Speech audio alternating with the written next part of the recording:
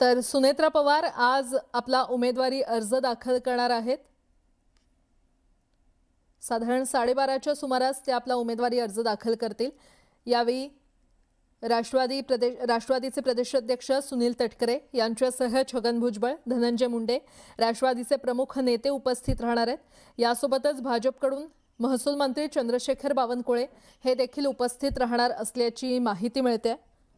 सुनेत्रा पवार या आता अगदी थोड्याच वेळात कनेरी येथील मारुती मंदिरात दर्शनासाठी पोहोचणार आहेत। बारामती पोटनिवडणुकीसाठी आज दुपारी उपमुख्यमंत्री सुनेत्रा पवार राष्ट्रवादी काँग्रेस पक्षाच्या वतीने उमेदवारी अर्ज दाखल करणार आहेत आणि या पार्श्वभूमीवर बारामतीमध्ये लागलेल्या बॅनरची जोरदार चर्चा सुरू आहे। बारामती प्रशासकीय भवन इथे फलक लावण्यात आलेला आहे। अजितदादांचं फक्त नावच पुरेसं आहे। घातकी तटकरे पटेलची गरज नाहीये, समस्त दादाप्रेमी अशा आशयाचे बॅनर या ठिकाणी लागलेले आहेत आणि या बॅनरमुळे राजकीय वर्तुळात चर्चांना उधाण आले।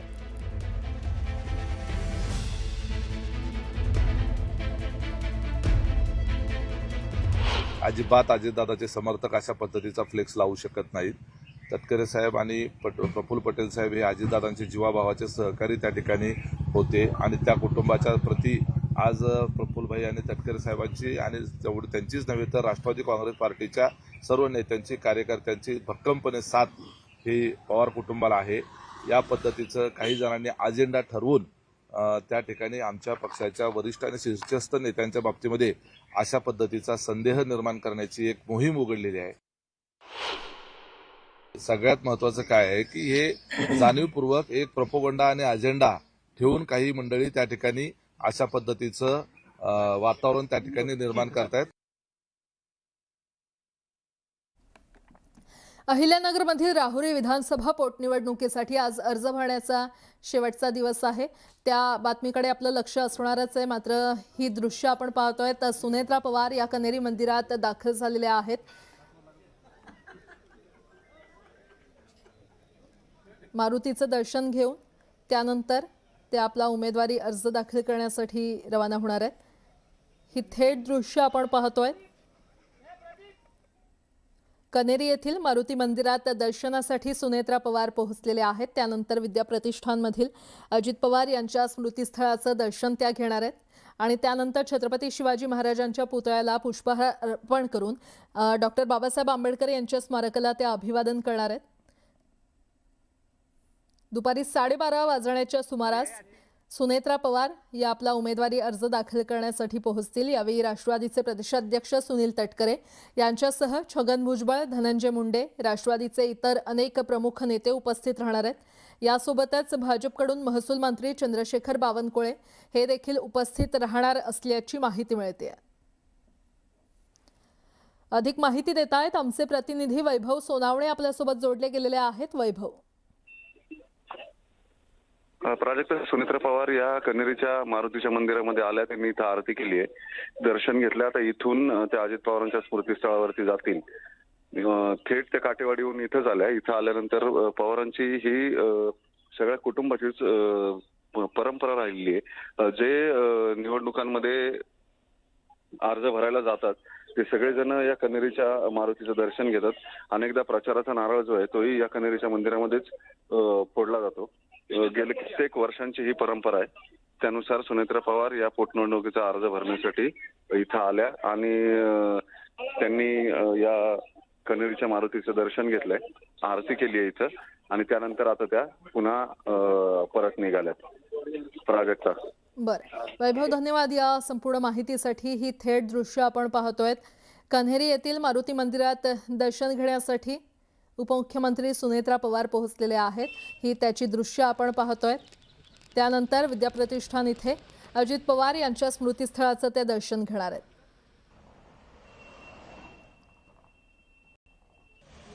आज उपमुख्यमंत्री सुनेत्रा पवार बारामती विधानसभा मतदारसंघाच्या पोटनिवडणुकीसाठी अर्ज दाखल करणार आहेत। दुपारी 12:30 वाजता सुनेत्रा पवार आपला उमेदवारी अर्ज दाखल करणार आहेत।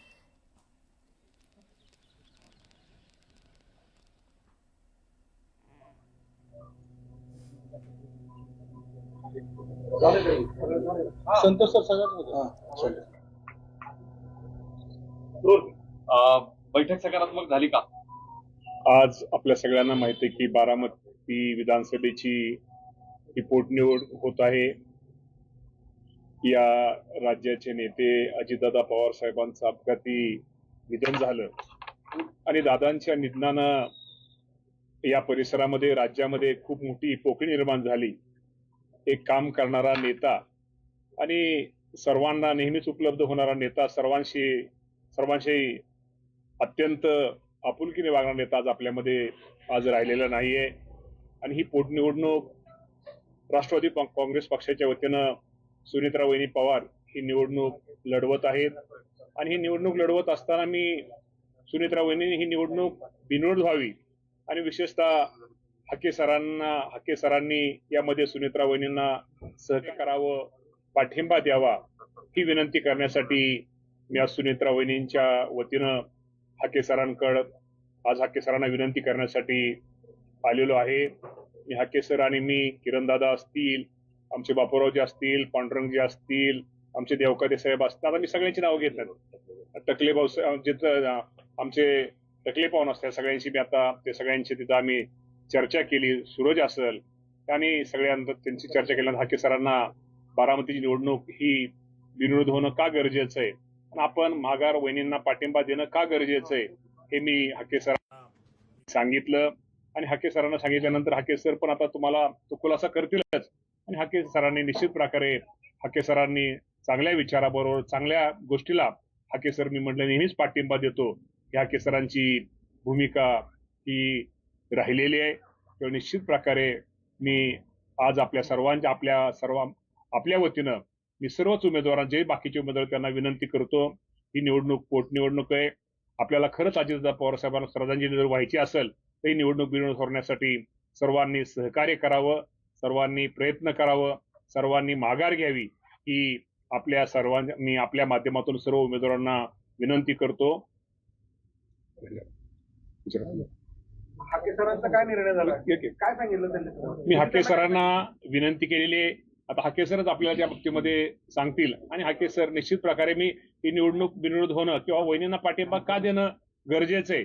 आणि मी वहिनींच्या वतीनंच आलेलो आहे. वहिनींचा पण त्यामुळं वहिनींचं त्यांचं पण बोलणं हाके सरांचं झालेलं आहे. त्यामुळं निश्चित प्रकारे आणि ही पोटनिवडणूक आहे. दादांना श्रद्धांजली खरंच आपल्याला व्हायची असेल शेवटी त्यासाठी आपण माघार घ्यावी, आपण उमेदवारी अर्ज भरू नये मी हाके सरांना विनंती केलेली आहे.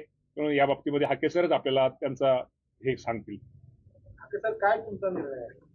बघा, बारामतीची पोटनिवडणूक लढण्यासंदर्भात माझी भूमिका ही सहानुभूतीची प्रचंड मोठी लाट या बारामतीमध्ये आहे. ही वस्तुस्थिती असताना सुद्धा आम्ही काही प्रश्नावरती लक्ष वेधून घेण्यासाठी, कारण मी कुठल्या पक्षाचा सदस्य नाहीये किंवा राजकीय मुवमेंट माझी अजून नाहीये किंवा माझी तशी मूळ नाहीये, तरीही मी या पोटनिवडणुकीमध्ये मी जो एक ओबीसी आंदोलक आहे, मी नेहमी भटक्या विमुक्त जाती जमातींच्या संदर्भात, ओबीसीच्या संदर्भात नेहमी आवाज उठवणारा म्हणून मला एक तशी स्पेस मिळालेली आहे. आणि मग मी या निवडणुकीच्या निमित्तानं मी काही गोष्टी आक्रस्ताळीपणे किंवा थोड्याशा विद्रोही भावनेमध्ये किंवा थोड्याशा म्हणजे आक्रमकपणे मांडण्याचा प्रयत्न करतोय आणि करत होतो. आणि असं करत असताना भरणे मामांनी आता त्यांनी सांगितली ही परिस्थिती. मला महाराष्ट्रातल्या वरिष्ठ नेतृत्वांचे फोन आलेले, त्यामध्ये सुनेत्राताईंची रिक्वेस्ट आहे, त्याचबरोबर देवेंद्रजी फडणवीस साहेबांची रिक्वेस्ट आहे, एकनाथरावजी शिंदे साहेब, अगदी पुढे जाऊन उदयजी सामंत साहेब आणि त्यानंतर अगदी धनंजय मुंडे साहेब आणि भरणे मामा साहेब, या सगळ्या लोकांनी कॉल केल्यानंतर मला मी थोडा विचार केला. माझी लढाई आहे का, तर ती आहेच. गेल्या वर्षभराच्या कालावधीमध्ये आमचे काही प्रश्न मार्गी लागत नाहीत का, तर लागत नाहीतच. हे सगळं जरी मान्य असलं आणि ही आमची भूमिका, आमच्या चळवळीची भूमिका आम्ही इथून पुढे कंटिन्यू करणार आहोत का, तर करणार आहोतच. स्वर्गीय दादांच्या बाबतीमध्ये सुद्धा दादांकडे मी प्रचंड दादांना डोळ्यासमोर ठेवून मी काही प्रश्नावरती आक्रमकपणे भूमिका मांडत होतो. पण ती भूमिका मांडत असताना एक मासला डोळ्यासमोर ठेवून, पब्लिक किंवा क्लासला डोळ्यासमोर ठेवून ही भूमिका मांडण्याचा माझा प्रयत्न होता. आणि काय होतं, संघर्ष करत असताना कार्यकर्त्याला खूप आक्रमक पद्धतीने मांडणी केली जाते आणि परत त्याला थोडंसं ट्रोल पण केलं जातं. पण त्या गोष्टीची आम्ही कधी काळजी केली नाही. पण आम्ही प्रश्न मांडण्याचा खूप प्रामाणिकपणे प्रयत्न करतोय. आत्ता जरी वर्षभराच्या कालावधीमध्ये आमच्या अनेक मागण्या आहेत, ओबीसीच्या आहेत, व्हीजीएनटीच्या आहेत, महाज्योतीच्या आहेत. 18 महामंडळं याच गव्हर्नमेंटनी निवडणुकीला सामोरं जाण्या अगोदर 18 महामंडळं घोषित केली होती. पण त्या महामंडळांना अजूनही अध्यक्ष भेटलेला नाही, अजूनही कार्यालय भेटलेलं नाही. कालचं बजेटरी सेशन झालं.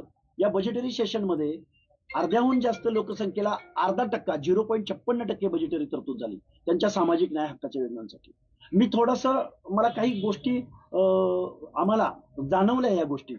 या गोष्टी डोळ्यासमोर ठेवून आम्ही आक्रमकपणे भूमिका मांडत आलोय.